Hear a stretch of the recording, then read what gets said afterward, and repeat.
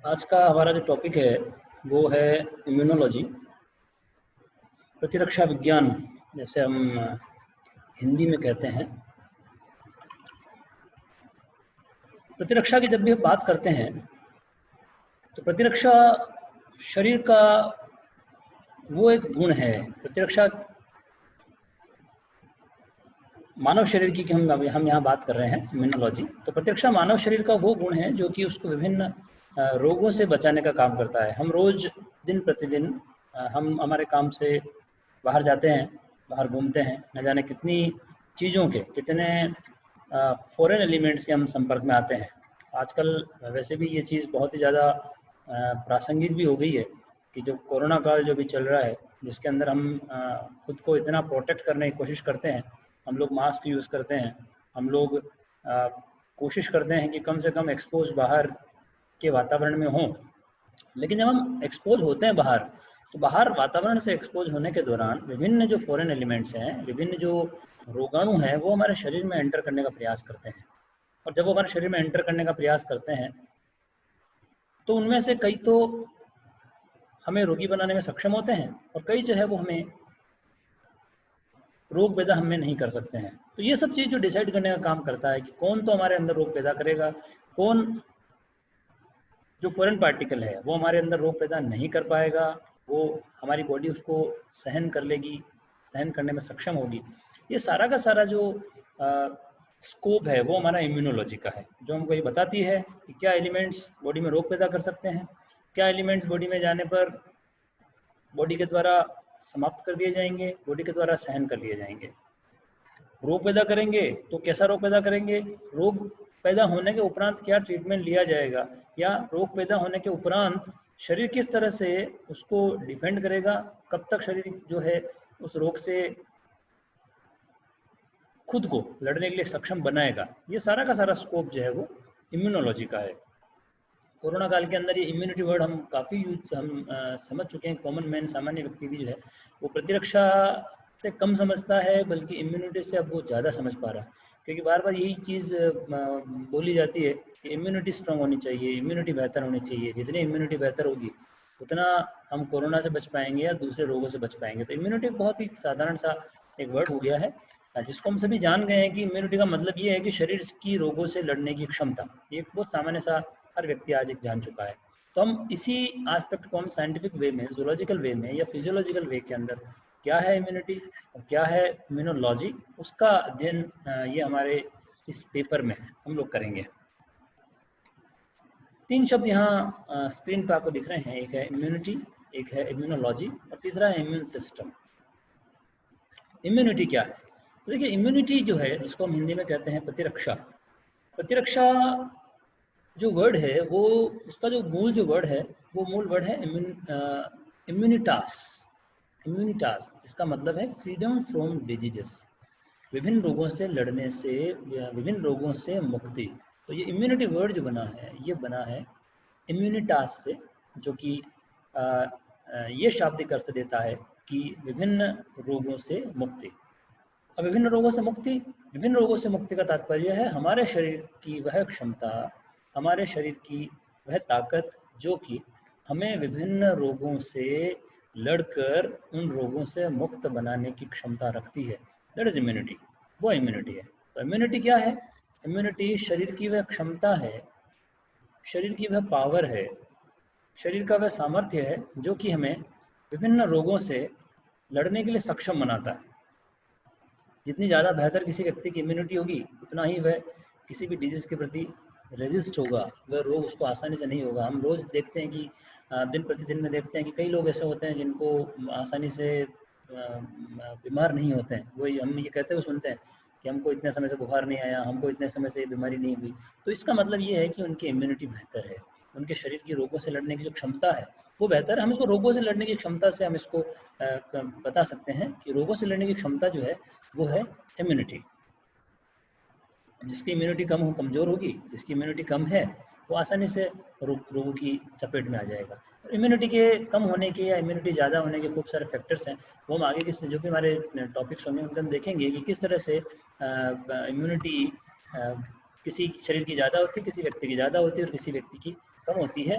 क्यों होती है, जिसके डिफरेंट फैक्टर्स हैं, उसमें एज भी है, उसमें पोषण भी आता है, दिन प्रतिदिन का पोषण व्यक्ति कैसा क्या लेता है, ये कोई गंभीर रोगों से व्यक्ति को ग्रसित तो नहीं है, या उसका एक्सपोजर कितना है किसी पर्टिकुलर पैथोजन के प्रति, रोगाणु के प्रति, जो कि उसको बीमार बनाए रखने की के लिए संभव है या नहीं है, वो पर्टिकुलर उसका कितना एक्सपोजर है, ये भी उसका इम्यूनिटी को डिसाइड करता है। अब जो मानव शरीर की जो इम्यूनिटी है, वो इम्यूनिटी डिसाइड जो करता है, या मानव शरीर किसी रोग के प्रति लड़ने की उसकी क्षमता कितनी है, इसका जो डिसाइड जो करता है, वो करता है हमारा इम्यून सिस्टम। सिस्टम हम लोग जानते हैं कि बॉडी के अंदर जो ऑर्गेनाइजेशन है, संगठन है, उसके अंदर कोशिका है, उत्तक है, अंग है और अंग तंत्र है, सिस्टम है। तो हमारे शरीर का वो सिस्टम, विभिन्न प्रकार के सिस्टम होते हैं, जैसे डाइजेस्टिव सिस्टम है, पाचन तंत्र है, परिसंचरण तंत्र है, उत्सर्जन तंत्र है, तंत्रिका तंत्र है, जो कि विभिन्न कार्यों का संपादन करते हैं।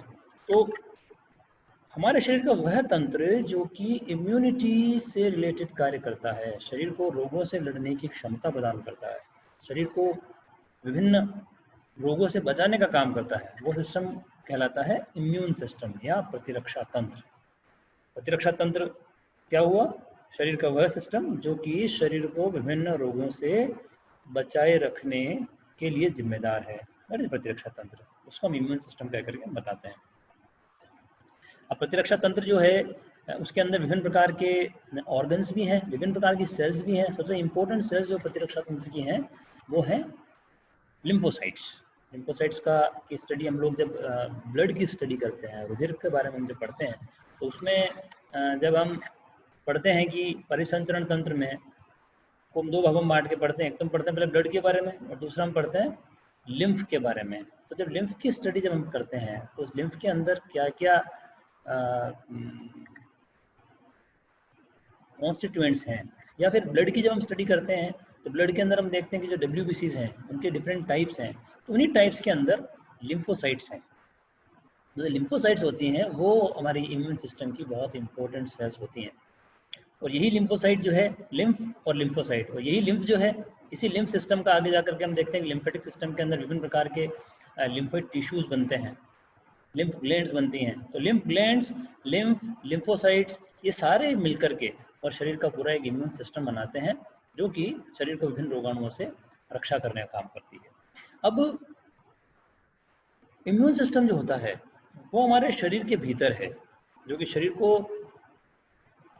में रोगाणु की एंट्री जब होगी, तब उसको जाकर के इम्यून सिस्टम का काम शुरू होता है, वो उनको समाप्त करने का काम करता है। लेकिन शरीर के अंदर किसी भी रोगाणु की जो एंट्री है, किसी भी पैथोजन की जो एंट्री है, वो इतनी आसान नहीं होती है। क्यों नहीं होती है? क्योंकि हमारे शरीर के अंदर विभिन्न प्रकार के बैरियर्स हैं। बैरियर्स का मतलब विभिन्न प्रकार के रोधक हैं, जो कि शरीर के अंदर किसी भी जीवाणु को एंटर होने से रोकते हैं। इसका क्या एग्जाम्पल है? देखिए, स्किन, त्वचा है। त्वचा हमारे शरीर के पूरे बाहरी सरफेस के ऊपर फैली हुई है। किसी भी रोगाणु का सीधा सीधा इसके अंदर एंटर होना संभव है ही नहीं शरीर में। जब तक कि कोई कट नहीं लग जाए, घाव नहीं लग जाए, तो कोई भी रोगाणु जो है वो शरीर के अंदर प्रवेश नहीं कर सकता है। ठीक है, ऐसे ही दूसरे बैरियर्स हैं, जैसे कि माउथ से होकर एंटर कर गया, माना कि मुंह से होकर रोगाणु को प्रवेश कर गया, या फिर नाक से होकर प्रवेश कर गया, तो नाक के अंदर म्यूकस है जो कि रोगाणुओं को आगे जाने से रोकेगा। मुंह के अंदर क्या है? सलाइवा है, लार है, जो कि रोगाणुओं को अंदर जाने से रोकेगी, है ना। इसी तरह आँख है, आँख में आंसू हैं, जो कि लाइसोजाइम, इनके अंदर पर्टिकुलर कोई एक एंजाइम होते हैं जो कि बैक्टीरिया को डिग्रेड कर देते हैं, खत्म कर देते हैं, मार देते हैं। तो शरीर से में जब रोगाणु प्रवेश करता है, तो उसका अंदर पहुंचना इतना आसान नहीं है जितना हम समझते हैं। तो जब शरीर के अंदर रोगाणु प्रवेश कर जाएगा, अंदर प्रवेश करने के बाद भी नहीं मरा, वो भीतर चला गया, भीतर जब आंत में चला गया या आमाशय में चला गया, तो वहाँ के एसिड से बच गया, एंजाइम से बच गया, और फिर उसके बाद भी कैसे न कैसे करके जब वो ब्लड में प्रवेश कर जाता है, तब जाकर के हमारे इम्यून सिस्टम का काम शुरू होता है।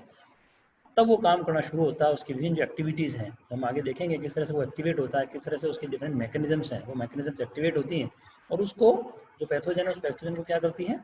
उसको न्यूट्रल करने का काम करती है, उसको मारने का काम करती है। तो उसको मार देगी या उसको न्यूट्रलाइज कर देगी, ताकि वो हमारे शरीर के अंदर जो रोग है वो नहीं पैदा कर सके। प्रतिरक्षा तंत्र क्या हुआ? प्रतिरक्षा तंत्र वो तंत्र है जो कि शरीर के अंदर जब रोगाणु पहुंचते हैं, तो रोगाणु पहुंचने के बाद वो किसी भी तरह का रोग पैदा नहीं कर पाए, वो जो सिस्टम जिसके लिए रेस्पॉन्सिबल होता है उसको हम क्या कहते हैं, प्रतिरक्षा तंत्र या इम्यून सिस्टम कह करके हम बताते हैं। और इम्यून सिस्टम की जो इंपॉर्टेंट सेल्स हैं वो सेल्स कौन सी हैं, वो लिम्फोसाइट्स है। ये हमको ध्यान रखना है कि इम्यून सिस्टम के जो इंपॉर्टेंट सेल्स हैं वो इंपॉर्टेंट सेल्स क्या हैं, वो है लिम्फोसाइट्स। ये सबसे इंपॉर्टेंट सेल्स हैं इम्यून सिस्टम की, इस चीज़ का हमको ध्यान रखना है। अब दूसरा जो तीसरा जो आता है वो आता है हमारा इम्यूनोलॉजी। इम्यूनोलॉजी जो है, ये सारी जब हमको इम्यूनिटी समझ में आ गई, जब हमको इसकी बात हमने कर ली, अब इम्यूनोलॉजी समझना बहुत आसान है। इम्यूनोलॉजी माना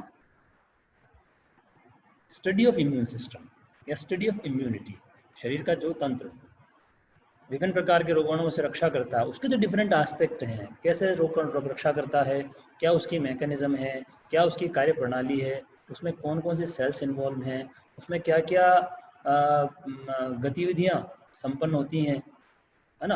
और एक बार किस तरह से अगर किसी रोग को बहुत थोड़े से मात्रा में अगर कोई रोग हो जाए तो वापस वो रोग डेवलप नहीं होता, इसकी क्या मैकेनिज्म, ये सारा का सारा इम्यूनोलॉजी का स्कोप है। इसका एप्लीकेशन बेस्ड हम लोग जानते हैं, वैक्सीनेशन टीकाकरण होता है रूटीन में, जैसे हमारे टीकाकरण होता है तो बचपन में ही जब बच्चा माँ के गर्भ में है तब मदर का टीकाकरण होता है जो कि बच्चे को प्रोटेक्शन देता है, मदर को भी देता है।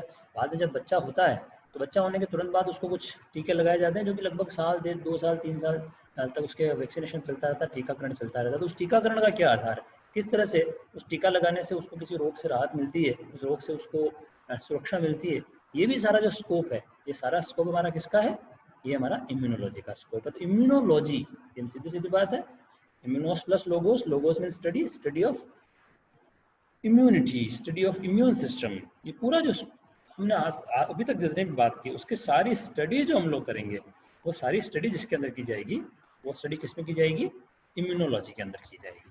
तो इम्यूनिटी मतलब शरीर की वह क्षमता, शरीर की वह ताकत, शरीर की वह पावर, शरीर की वह कैपेसिटी, शरीर की वह एबिलिटी जो कि हमको विभिन्न रोगों से रक्षा करती है, that is known as immunity. Second thing, immune system, शरीर का वो सिस्टम जो कि शरीर को विभिन्न रोगों से, रोगाणुओं से रक्षा करने का काम करता है। और रोगाणु कौन से होंगे, हमेशा बाहरी रोगाणु होंगे, है ना। रोगाणु बाहर से आएंगे तो बाहरी रोगाणु जो होंगे उनसे शरीर की रक्षा करने का काम करता है, that is immune system. Lymphocytes जो है वो उसकी मुख्य कोशिकाएं हैं, मेजर सेल्स हैं। और तीसरा इम्यूनोलॉजी, इम्यूनोलॉजी माना वो साइंस जो कि इम्यूनिटी और इम्यून सिस्टम के डिफरेंट जो एस्पेक्ट हैं, पहलू हैं, उनसे हमको अवगत कराती है, उनकी टाइप्स, उसके मैकेनिज्म, उसकी क्रियाविधि, उसकी गतिविधि, है ना। और उससे रिलेटेड उसका जो एप्लीकेशन बेस्ड जो उसका पार्ट है कि कैसे कैसे उसको कहाँ कहाँ यूज किया, तो सारे के सारी स्टडी जो हम है वो इम्यूनोलॉजी के अंतर्गत करते हैं। तो इम्यूनिटी, इम्यूनोलॉजी और इम्यून सिस्टम। अब ये इम्यून सिस्टम ही जो है इसी से हम अब आगे देखेंगे कि किस तरह से लुई पास्चर है, लुई पास्चर का नाम किस तरह से हम इम्यून सिस्टम के अंदर जोड़ते हैं, उसकी हिस्ट्री है, उस हिस्ट्री के जो हम देखेंगे। एडवर्ड जेनर का नाम हम लोगों ने सुना है, किस तरह से चचका टीका उन्होंने बनाया था, तो उसको हम हिस्ट्री के अंदर आगे देखेंगे। तो वो सारे के सारे जो रिलेटेड है वो सारा का सारा एस्पेक्ट इम्यूनिटी से रिलेटेड है। और इम्यूनिटी किसी की जितनी बेहतर होगी उसका शरीर उतना ही रोगों के प्रति, जिस तरह रोगों का एक कवच काम करता है, उसके चारों ओर, शरीर के चारों ओर एक कवच होगा और वो कवच इम्यूनिटी का होगा जो कि उसको किसी भी प्रकार के रोगों से बचाए रखने का काम करता है। इसका बहुत अच्छा एग्जांपल आप देखिए, जब लाइफ बॉय साबुन का ऐड आता है तो उस ऐड के अंदर देखिए किस तरह से कोई बच्चा साबुन से नहाता है तो एक उसके चारों ओर जैसे कवच बन जाता है, और जो ही कोई बैक्टीरिया आया तो उससे टकरा कर चला गया। उससे आप इम्यूनिटी को समझिए, इम्यूनिटी वो उसी तरह का एक कवच है। किस तरह से कोई छींका, किसी ने कुछ कोई रोगाणु ने उस पर अटैक किया तो उस कवच से टकरा करके और वापस चले जाते हैं, उसकी बॉडी को वो किसी भी तरह की हार्म नहीं पहुंचा पाते हैं। यही इम्यूनिटी है, इसको समझने का सबसे सिंपल तरीका यही है।